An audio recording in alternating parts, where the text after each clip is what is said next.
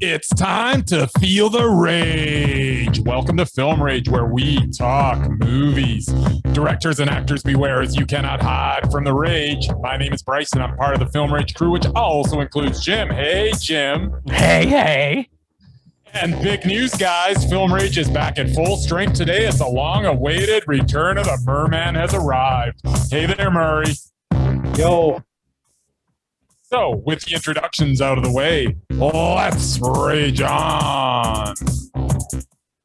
Okay, so I don't normally say this, but COVID sucks, and I'm so happy that Murray's back that it takes a little bit of the sting out of COVID sucking so big. Well, yeah, I was kind of trying to wait it out, but it's been 4 months and they still damn lockdowns, so I gotta do something, right? Exactly. All right, well, we've got a thanks for supporting us to everybody that's been listening. If you love our podcast, please support us and join a growing Film Rage community by joining our membership at buymeacoffee.com/Film Rage YYC.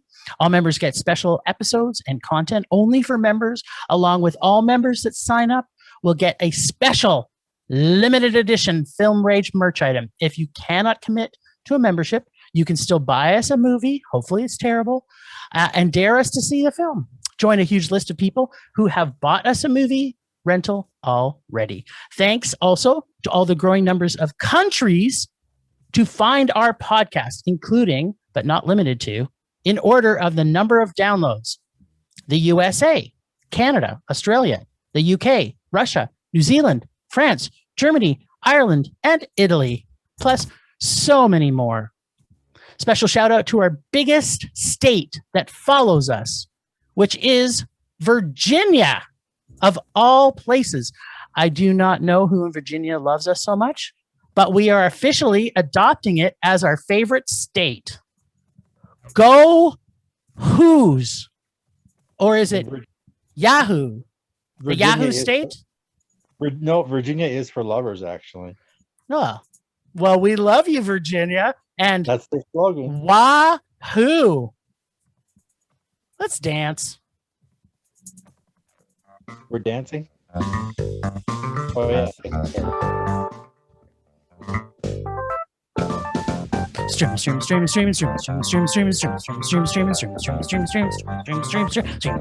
and wow! We're streaming, Jim.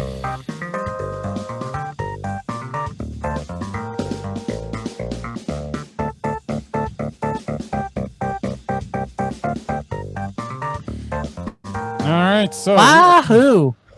Yeah, we're going to start with a film that we saw on a platform known as Shudder. Dum-dum. It is known as Zombie for Sale from 2019. Man, that's an old movie. It's just new to us, though. It was released in the States in 2020. All right. Probably in a theater. 2019 Zombie for Sale. Human experiments by a Korean pharmaceutical company lead to an undead test subject who may be a fountain of youth of sorts, escaping and meeting up with a family of hustlers that own a gas station. Pretty convoluted premise that should not work on any level.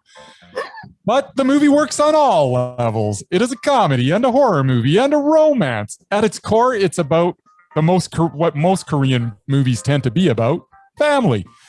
It walks the line between comedy and drama and horror without being uneven. It is a character-based zombie film that is warm-hearted and quirky while still achieving its effectiveness as a horror movie. Most of all, it was very entertaining. So much so that it was Mondo. Oh, damn. Yeah. Yet another Korean zombie movie. Are Koreans the only people making zombie films these days? No, but they do make good ones. I would say no. Yeah. But unlike most Korean zombie films, this was funny as fuck. This is a perfect depiction of how to make a quirky love story / comedy / horror film / zombie flick / redemption of humanity film. The family that this film is about is so unique and have that whole criminal, sneaky, almost Korean cajillionaire equivalent. This had me giggling through the entire movie, especially the fact that our said zombie, the zombie who is a vegan, and his favorite food is Korean cabbage with hot sauce. Oh, he loves the cabbage. Yeah, man, he loves it. This was very slapstick, very hilarious, and was a real pleasant surprise as I almost started thinking there is no such thing as an original zombie concept film to be made. But alas, if someone's going to do it, it's the Koreans. They know their zombie genre, and this Zomcom, for me, was a tasty, vegan-friendly zombie Mondo. So, yeah, I absolutely love this. I'm glad we got to see it. And I'm glad, even more glad, that Murray's first time back in, seems like 7 years in Tibet, he got to see it too. So, Murr, what do you think about Zombie for Sale?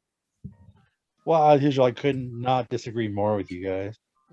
I thought the first half was pretty stupid. I didn't really laugh, and I thought it was like the lamest zombie ever. Yeah, it picked up a bit in the middle. Once they started actually, killing people, it was okay. But I don't know, the fact that they, the zombie bites them and they get younger, that just seems dumb to me. But whatever. Yeah, it's definitely a meh. I wouldn't go rage, but it was okay. So are you saying that you're now a hardcore zombie fan, and the only zombie fan that you like, films that you like, is the ones that are filled with, hunger-driven cannibalistic rage? As you know, my rule for horror movies, it has to be funny or it has to be scary. And it wasn't really enough of either one to be a Mondo. Yes, I gotta say it ticked both those boxes. How are you not laughing at how funny that? Oh, wait a minute. Did you remember what I said this comparison was? I said it was like a zombie cajillionaire family movie, which both you and I thought were Mondo, and Murray thought was great. I hated. Yeah, I hated cajillionaire. So funny how that worked out. Funny how that worked. Well, at least you gave it a meh, because it did give you a little taste. It gave me a little bit of humor, but not a lot. Yeah. Wink, wink of zombie hot sauce. Yeah, sure. All right, Mr. B. What else did we see? We saw, and I'm gonna mess this up because my I want to say Serbian. Quo Vadis Aida? Quo Vadis, Aida. Oh, there you go. Vadis? Vadis. Vadis? Vadis? Vadis. Okay, there we go. That's how it's spelled. But is it English? No, it's not. Okay. All right. So Aida is a translator for the UN in the small town of Srebrenica. When the Serbian army takes over the town, her family is among the thousands of citizens looking for shelter in the UN camp. So, first thing of note, and something I didn't know, as a US peacekeeper, the most important thing to know is that their uniform is hot pants. I'm not sure why, but heck, sign me up. If you're going to go to war, at least I know I can wear hot pants and show off my sweet, sweet legs. I love the costumes in this.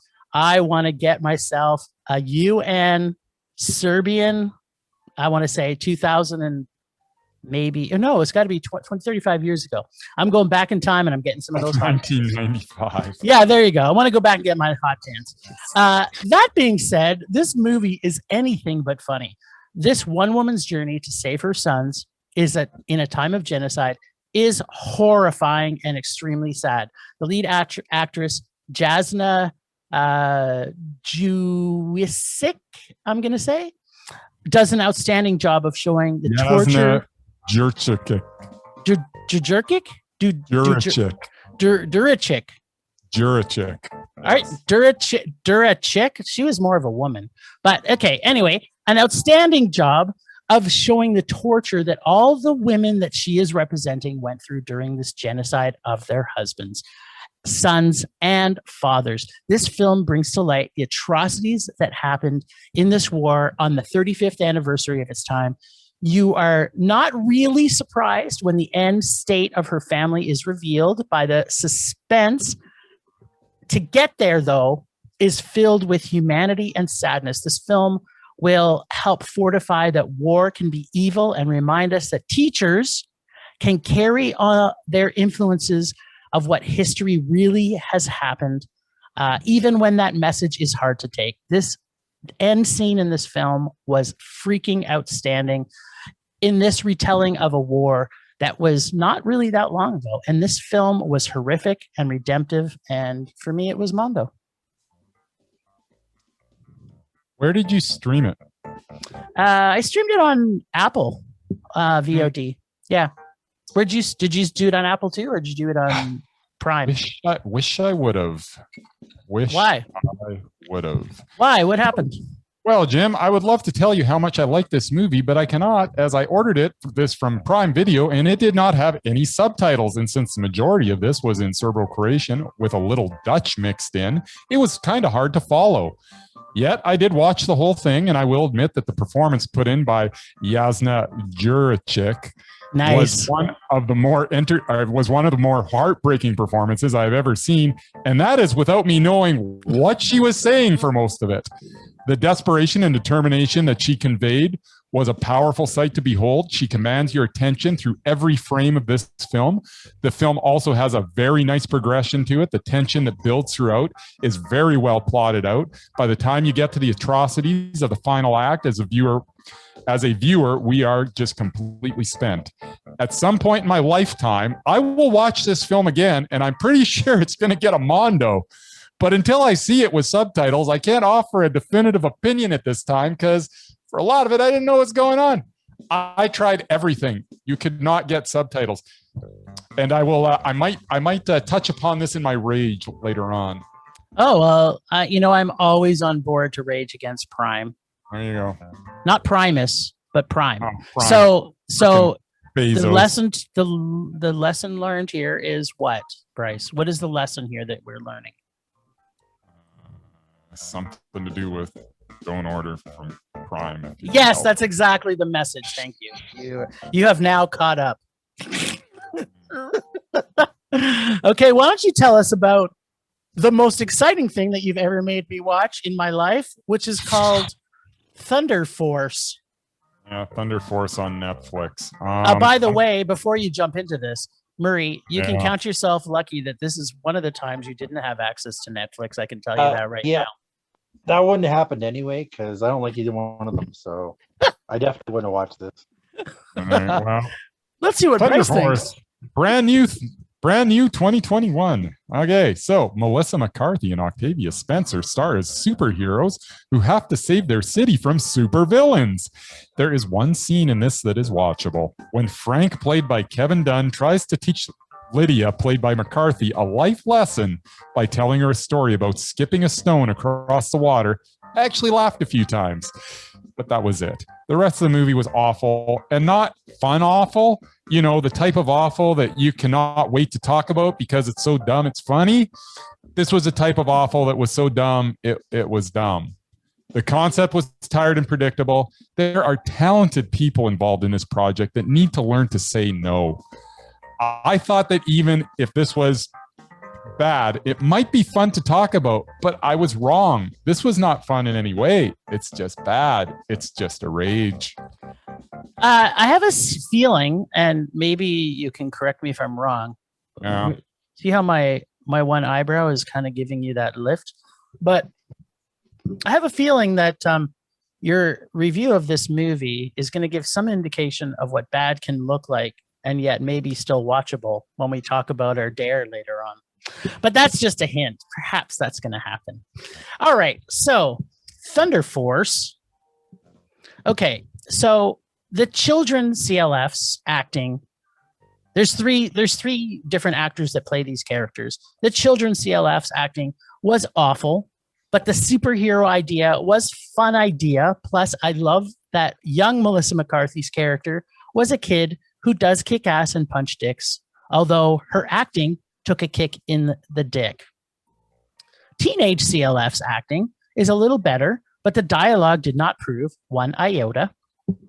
But then, when all seemed lost, the great and powerful soundtrack of Those About to Rock came in and did exactly that. Yes, getting AC/DC on the soundtrack gets a bonus point for sure. But you know the expression, -1 plus +1 equals 0. Or should I say, math says that -1 plus 1 equals 0.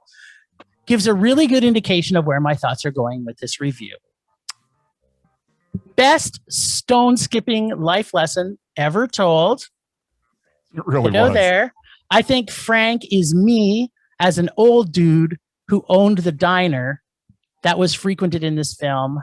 Hashtag I'm an owl. I'm an owl. Octavia Spencer's acting has to be talked about. What the fuck was that? I don't think she's cut out for comedy. And once the film was able, like, this is a film that had an Academy Award recipient. And, you know, I don't think much of Academy Award recipients, but I can 100% tell you that I've loved Octavia Spencer's acting. And at one point in my life, I thought, maybe after seeing the movie Help, that put her up against motherfucking Viola Davis, and there could be a competition. Oh, no. So by 42 minutes into this movie, I started wondering if this was actually a comedy or an action or a buddy film. And then I realized none of these things were happening. So I'm like, what is this movie? Bryce, perhaps you can help me here. What exactly was this movie? I don't know. It wasn't funny, so it wasn't a comedy. I think it was an action movie. I'm gonna go action. My vote's action. Okay, so But it was a bad action movie. I just want to bring up the fact that if Octavia Spencer against motherfucking Viola Davis after seeing the film Help was potentially a competition, if not a close battle, I feel this could have made, you know, she probably could have made a couple rounds after seeing that. But after seeing this, I fear that perhaps we may have to have a discussion about Octavia later in the list. The only thing that stopped me from walking out of this movie was that Jason Bateman showed up. And yes, I watched this at home. So you know what that means. This film was so terrible, I almost felt like leaving my house to live on the streets for life if it meant I didn't have to finish watching this film. But Jason Bateman, Bryce, He saves didn't it a lot. almost, what's that? He saves a lot of movies. But Bryce, didn't it make you almost want to switch from being vegan when Melissa McCarthy started licking his tasty claws? No. Okay, just checking. While watching this with my wife, she turned to me about an hour into the film and she says, "Did someone think this was funny?" And I said, "I don't know. I don't know, Bryce. I don't know. Who I ask, who would think this is funny?" So let's recap. An hour in, nothing was funny, nothing was interesting, nothing was good at all, except the skipping stone and the licking of Jason Bateman's claws.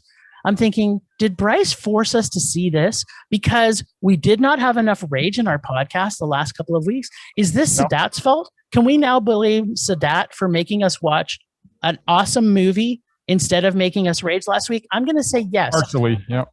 The German sex party last week pushed our joy so high that now we have to pay for this for years off our lives by seeing this awful, terrible thing. I thought that Jason Bateman was the only thing in this movie that had any sort of redeeming qualities.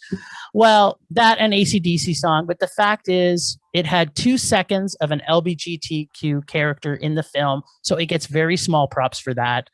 So what I'm saying is an hour and 46 minutes of film that was terrible and 2 seconds of film that was probably pretty good. Plus AC/DC is great. It's not really related to this at all, but AC/DC rocks. and this movie sucked huge balls. It was terrible. There was one good line though. I'm just buttering your knuckle. This was quite possibly. Why are you focused on that so much? I did not. Anyways, go ahead. It was sexual at the same time as disgusting and annoying. This was quite possibly the worst movie that has been produced or shown since the pandemic has begun. And I've seen Hubie Halloween, so that can tell you how bad this movie is. This gets a near close to 9 Lives level of rage for me. Yeah, it was really awful. And you look at the cast: Bobby Cannavale and Kevin Dunn and Jason Bateman, and it's like, why are you guys looking at this script and saying, yeah, I got to be in that? Yeah, it's awful. Murray, don't ever watch this movie. You will cry because will not be a problem. Okay, we're ticking boxes. That's a box that Murray's going to tick. All right. Well, what are we talking about next? Let's not talk about that anymore.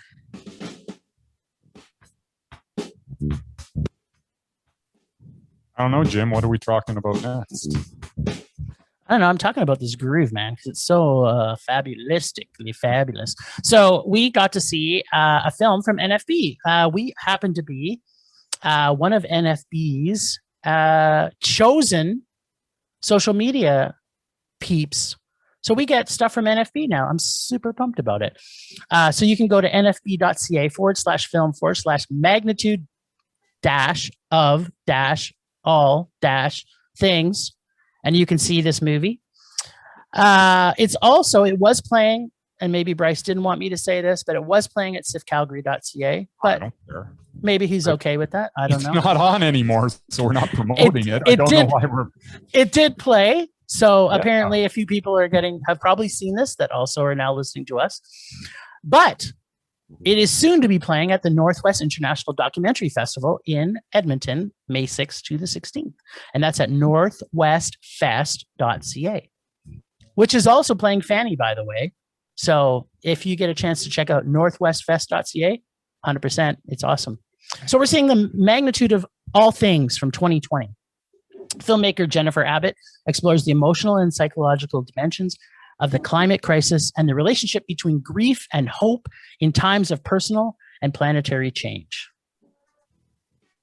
So, the magnitude of all things. I love the message that this film brings. Let's stop trying to protect our feelings by government lying to us. Let's stop thinking that the people need to be protected from what is coming. And what is coming? It's mass extinction, people. This is the message, and I'm on side with this message. I had some real problems with the structure of this doc, though. First off, nothing in this was new to me. Had no new content, and had content from things I've already seen many times about climate change. In fact, almost every clip from my hero of the future, Greta Thunberg, was all repeat from other movies I've seen her in. The symbolic link of the woman dying to the end of our society as we know it helped to carry a level of dread through this film, but most of the film to me was focused on the end point, but unfocused on getting a stronger vision for this change to happen. It was basically a bunch of little stories tied loosely together, hoping people will want to make change. It did not make me rage. I did not feel emotional or a desire to make change after watching this. Creatively, I felt it was a very new take on a doc. So I really did like the fact that it's a different way to show a doc. But as those of you who know me, a doc like this has to move me in some way, and this one did not. This film has a great message for us, and I just wish it was done a little bit better. This film for me was meh. Yeah, in trying to cover the environmental crisis in every corner of the planet, the documentary spreads itself pretty thin with the amount of ground this doc was trying to cover. I feel that it would have been better suited as like a docu-series, as it would have given each crisis a more complete presentation.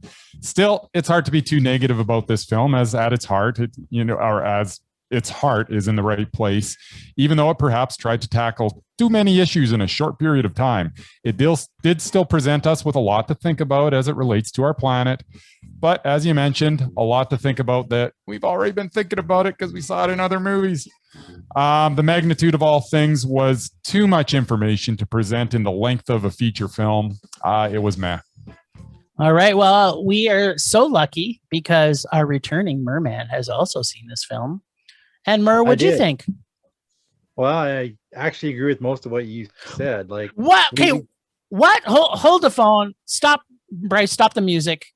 Stop everything. Okay, can you just repeat that for our listeners just one more time? Well, yeah, strange as it may sound, I actually agree with most of what you said. Now, given I'm not a fan of documentaries, it's not really my niche. But yeah, I mean, they're saying the same things I've seen in countless other documentaries about the environment. Like Al Gore did way back in 2000 and something. I mean, it's the same information. The only thing they added to me was that Swedish girl. I mean, I didn't know much about her, but I mean, I like to hear her talk. But I mean, I could just watch a documentary on her, get the same effect. And to me, I mean, yeah, they present a pretty bleak vision of the future, but they didn't really address what could be done about it. Like they didn't present anything positive about the movie. It's like, oh, we're all doomed, so oh well. If they didn't say it at the end, they should have said, this is what we need to do to solve the problem. But they didn't go there. And the woman with cancer, it's like, yeah, I feel bad for her and everything, but they didn't even use her. They used an actress. Like it wasn't her. Like it was a recreation or whatever of her. I'm like, well, why don't you just ask her? Dramatization? Like, yeah, maybe she's dead. Yeah. I don't know. Is she dead? Did anybody do any research? I thought it was her sister that died of cancer, not her. I thought it was her sister. Anyway, I didn't get the connection. It didn't really click with me. You didn't feel the love. I mean, it was well shot and everything. It was the same old. So yeah, it was a meh. All right, 3 mehs. You know what? Have you got the button? Let's hit the button. You ready for the button? I want the button. Are you sure you want the button? I kind of want the button. All right. Do you know where the button is? Oh, I know where the button is. I've been pressing the button like for the 4 months that you haven't been around there, buddy. Well,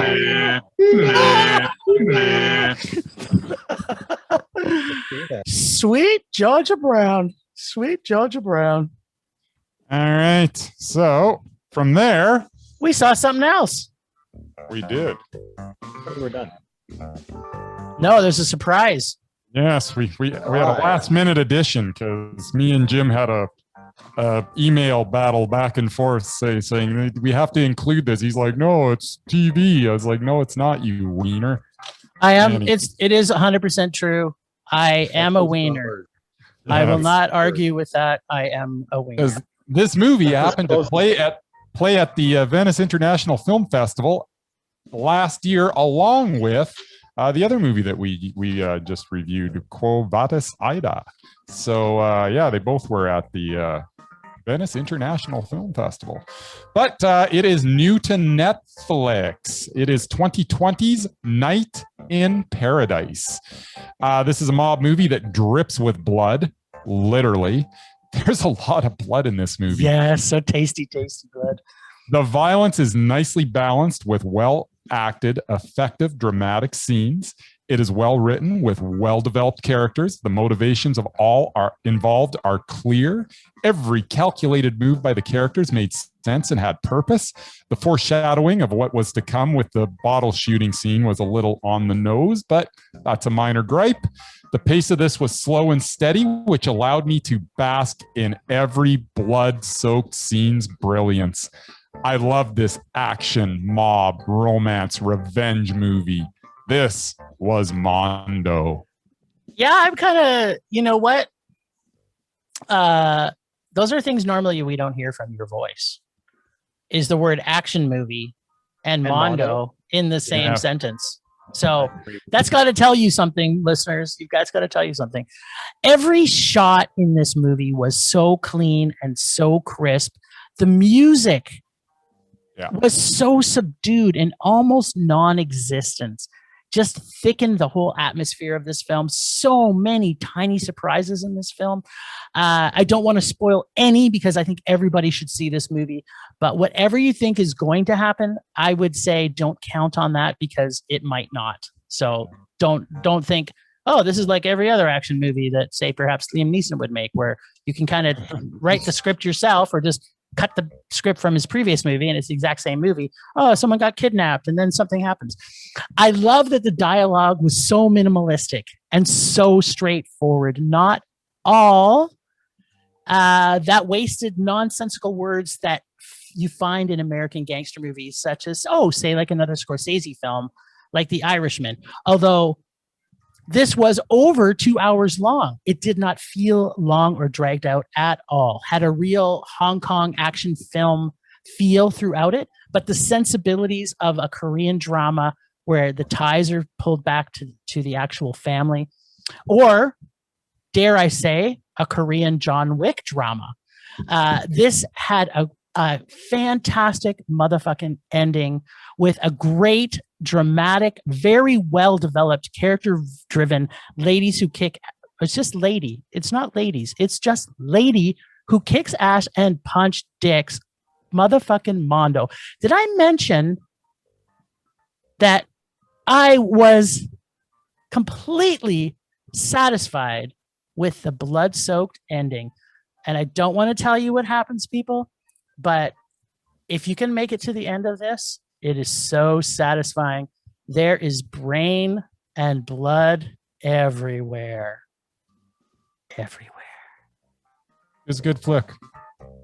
It's Mondo. I hate to paint something with a broad stroke. Man, those Koreans know how to make a movie. We got 2 of them this week, and they're both Mondo. You know what? It's. I've said this for years. It's very hard to make a bad Korean movie. Yeah. I don't know what's in the water over there, but man. Apparently it's delicious. Yes. And it creates wonderful filmmakers. Murray, take notes. Yeah, sure.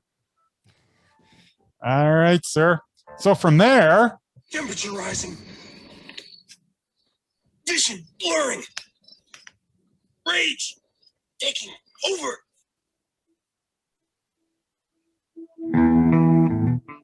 Okay, my rage this week is really quite simple. Normally, you know me, I'm a complex rage type guy.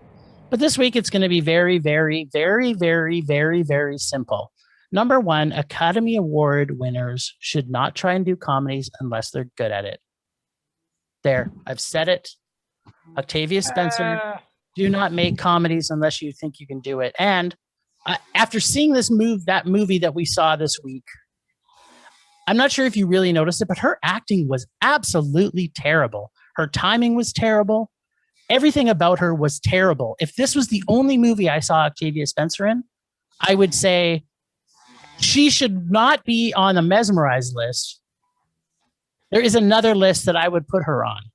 And I will just leave you all to believe what that list would be. That's my rage.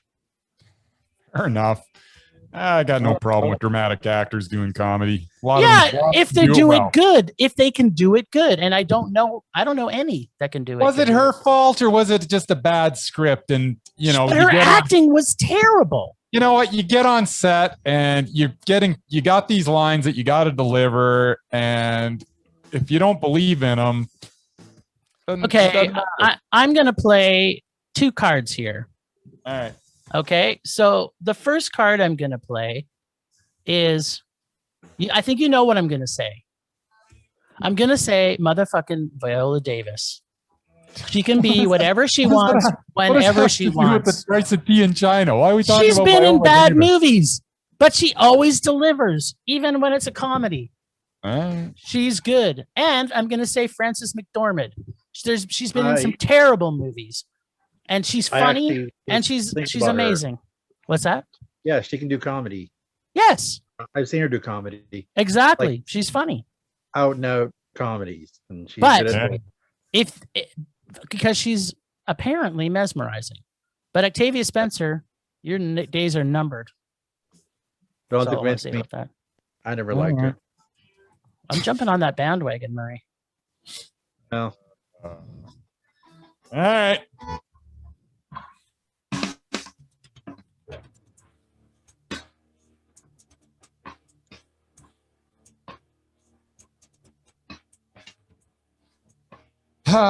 Okay, Prime Video. You charged me $5.99 plus tax, so you actually charged me $6.29 to watch Quo Vadis, Aida. And there were no subtitles. I tried everything to bring up the subtitles. The best part is when you try to bring up the subtitles, it would give you the subtitles for when they were speaking English, but when they were talking Serbo-Croat or Dutch or any other language, the subtitle would say the language that they were speaking, but literally after that would just be blank. So it'd say, yeah, they're speaking Dutch, and then you'd hear them speak Dutch, but there would be no subtitles. It's like fantastic. I know they're speaking Dutch, but I have no idea what they're saying. I am so happy with this. So, no subtitles, just frustration. That's my rage.